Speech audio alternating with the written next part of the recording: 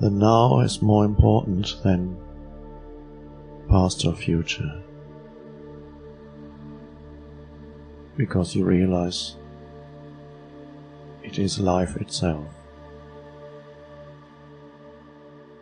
In the normal state of consciousness, certainly past and future are more important than now.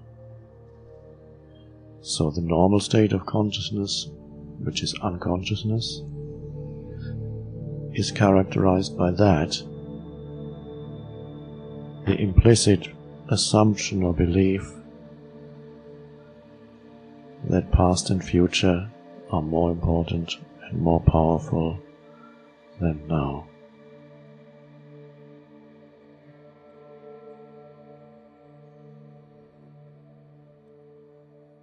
And then a moment comes when you realize the now is all there ever is.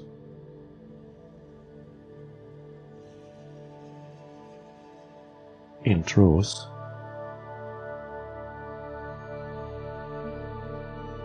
life can only be now. Then you honor life by honoring this moment.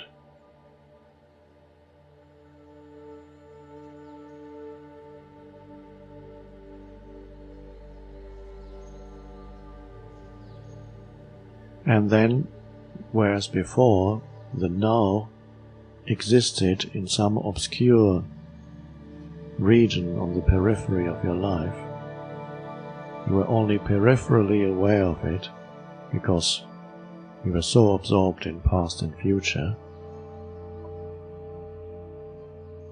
Now, past and future become peripheral. Yes, they still have, to some extent, they are needed to move in this world. You as this form, you can't get out of that where you seem to be flowing in that stream of time, which is like a train you are on and it won't stop. You can't get off.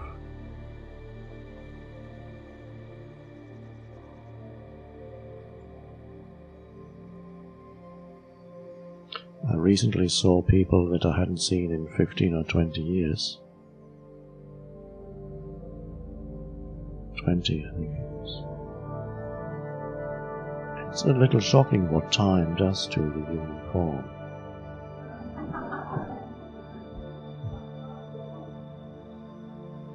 On that level, yes, it seems to exist. And I almost felt inclined to say, my God, what did time do to you?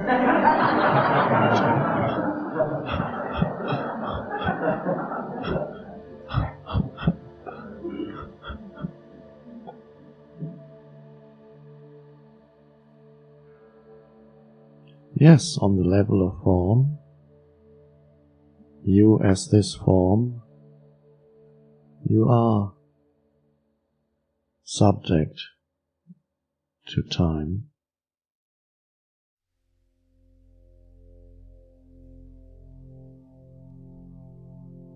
And subject to the impermanence which implies time, short-lived, fleeting, all forms.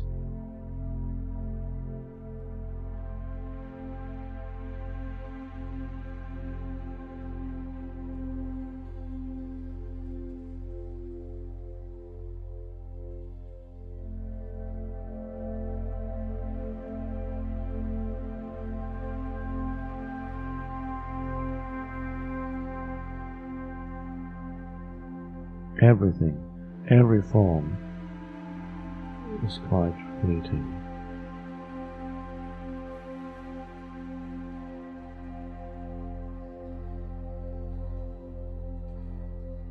When you're totally identified with the form, you don't really know that. You only exist in a state of fear and desire because so identified. You don't know. And it's an amazing realization when you realize how fleeting all forms are,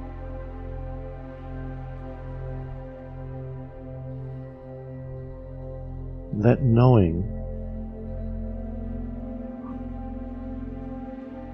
is already the beginning of liberation. Not as an intellectual fact or belief, but to see how short-lived all forms are. And when you grow older, you see it very clearly. When you reach the age of 60, 65, 70, 75, people around you begin to die, one after another. My mother says there's nobody left now that I know. They're all gone.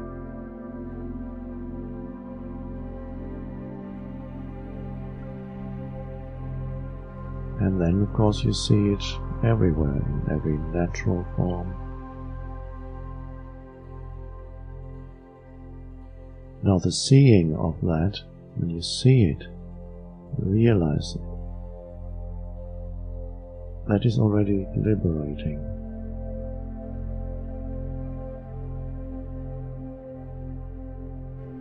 Because that seeing arises from that which is beyond form.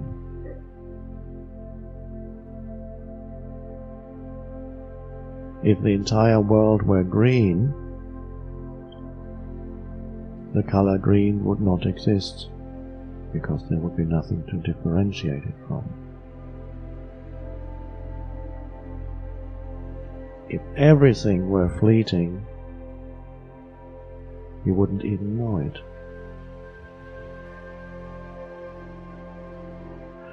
But the fact that you know means there's something that is not fleeting. And that is why to contemplate the short-lived, impermanent nature of all forms is already liberating. And when it's contemplated and allowed to be, and this may mean at this moment, a form that's right in front of you shows signs of the passing of time. It's become wrinkled. It could be a mango, it could be an apple, or it could be the human form. It's very similar. What happens to an apple is what happens to the human form. What time does to an apple and what time does to a human. Very similar when you look a fresh apple and a fresh young 20-year-old.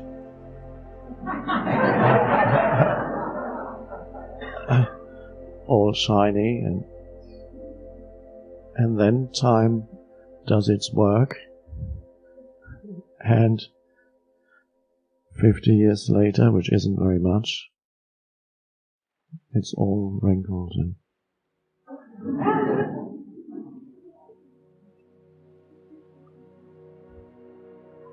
but with humans, there's the potential in that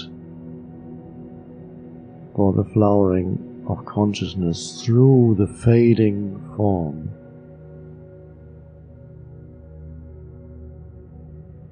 Now, I don't know about the apple. The apple can only speak for itself. But I know that for humans, that is a great potential is hidden here, and there's another portal here into the liberated state. And that portal is this form that is moving towards dissolution. Of course, all forms are. And suddenly you see it. Not only here, but you see it everywhere. And when there is no reaction, you allow that. There's something incredibly peaceful in watching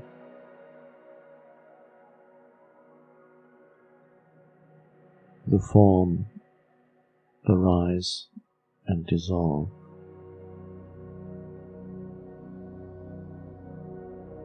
And that which knows that is beyond form.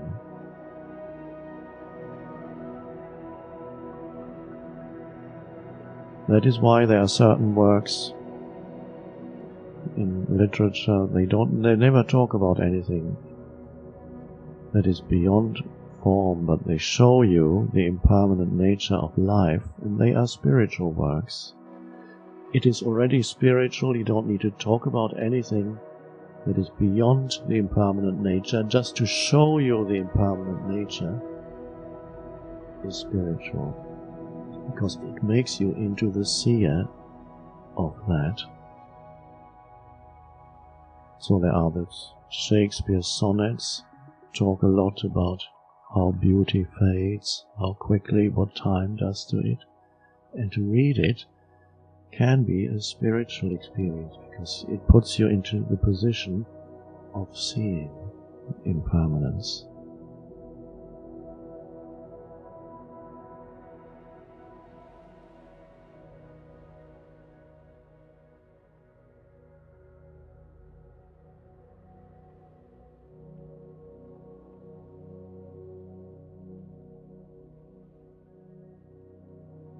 And even something that is not, you might think it's just entertainment, and on one level it is. Even a film like Titanic, where you see what all these forms that die,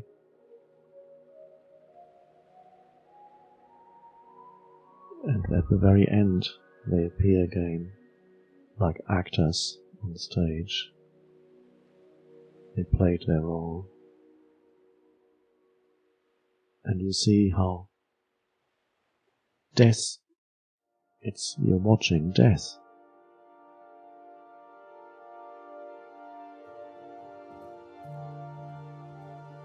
So one could say what we really talk about is death.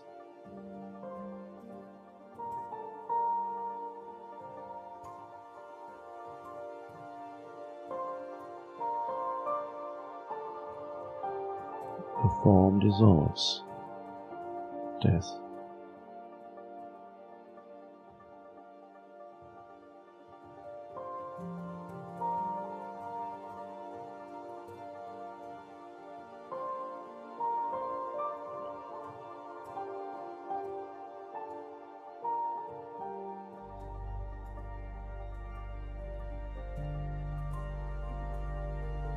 Now there's a saying in a sacred scripture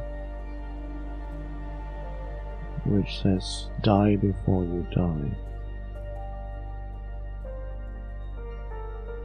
And there's deep truth in that, and in a way this is another perspective on why we are here, what this gathering is about.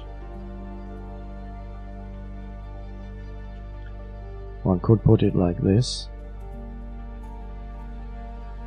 death will find you.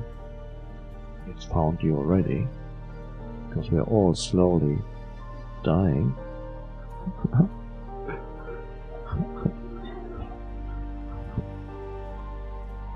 And eventually it'll catch up with you. Now find death before it finds you. And that's the essence of spiritual practice, is finding death, embracing death,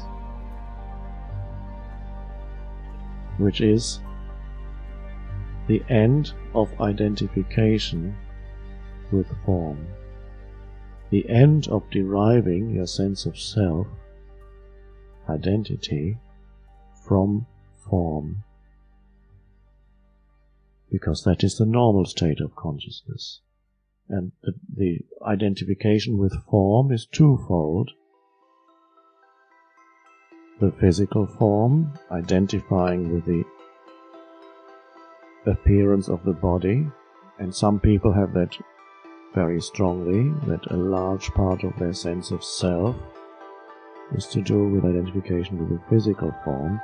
And then you have the psychological form that you identify with as thought structures and emotions that accompany those thought structures, accumulated content of the mind, images of who I am, what the world has told me about who I am, the surrounding culture has told me about who I am. Or I may have reacted against what the surrounding culture has told me about who I am, but I'm still not free in that, because even the reaction is a conditioned reaction. So there's the psychological form of me, which is me and my story, which may be mostly a personal story, it may be mixed up with a collective story of us, me and my tribe, my nation, my religion. It's the story of me. That is the psychological form of me. And everybody has their story, that is the me. And everybody knows that the me lives in a state of dissatisfaction with its story.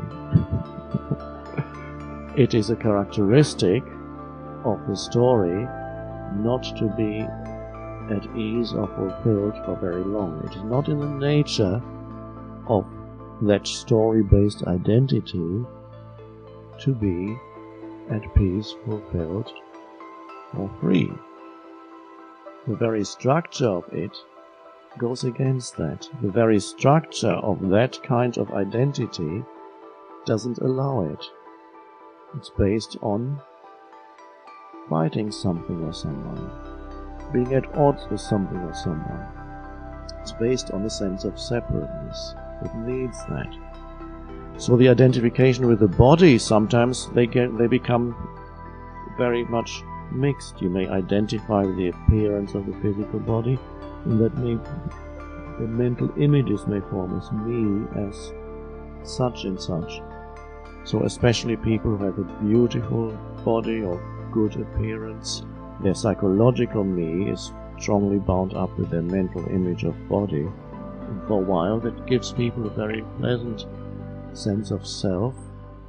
Sense of self always is comparative, whether it's to do with body or with other identifications. You will compare yourself to others and then see where you fit in your identity. There is an attempt to be more than others in the story-based. And if you cannot be more because you're better, greater, know more, look better, or stronger, whatever it may be, if you cannot be more there, then what's left to you? You can be more miserable than others. And that also works. And some people have that strongly. If they can't create a satisfying identity in having more knowledge or more beauty or more physical strength or more money than others, then at least I can feel more miserable and have a self-image of one that has been treated unfairly by life. That's very satisfying. Because now you know who you are. So just and then you seek to confirm that story-based, image-based identity by selectively interpreting life around you. You begin to see only those things that conform with your sense of identity. There's selective interpretations of reality and selective perception. And everything that you perceive as you move about your life is totally filtered and distorted then through the self-image of me. And only those things that conform to it are allowed in, that strengthen the self-image. And so everything is interpreted according to that. And you think that's reality, but it's the conditioned, heavy filters through which you interact with people. And then, so it becomes like a script in here that's been put into here, and you act it out. And that becomes then your life situation, your life drama, your life story. And you go through the movements, looking for more of you, through more, adding more future, never finding it.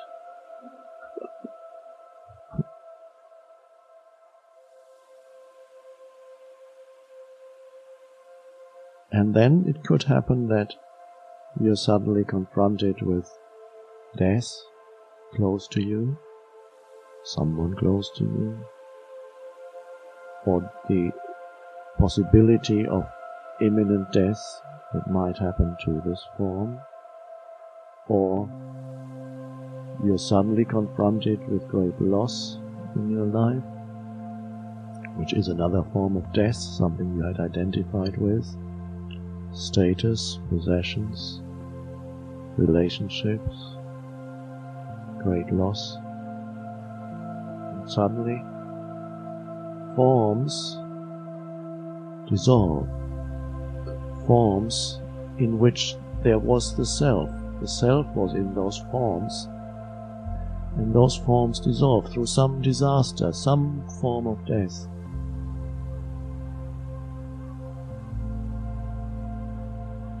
And sometimes it affects even the mind forms with which you had identified, because the trauma and the shock is such that it shakes the mind, rigid mind patterns that before were running you and pretending to be you, and suddenly those also die.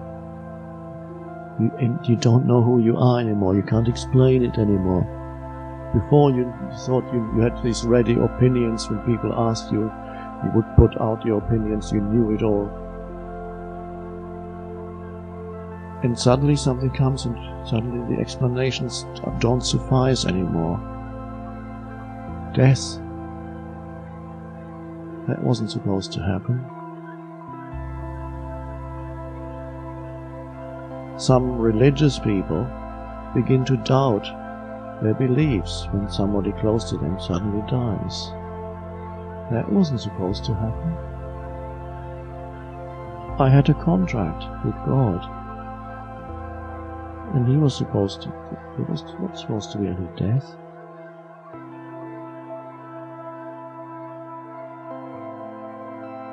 Form dies.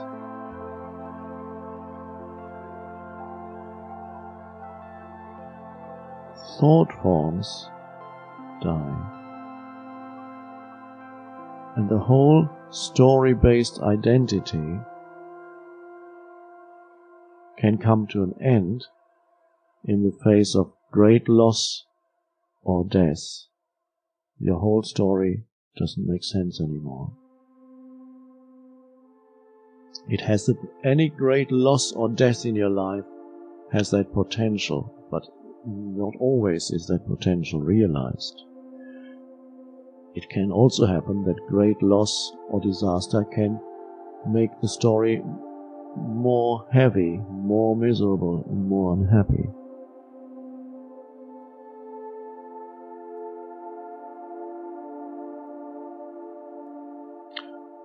But the greatest potential is always death, and wonderful portal is when a form dissolves. Or you see the dissolving form. It may not have dissolved yet, but it's moving there, so the portal is beginning to open.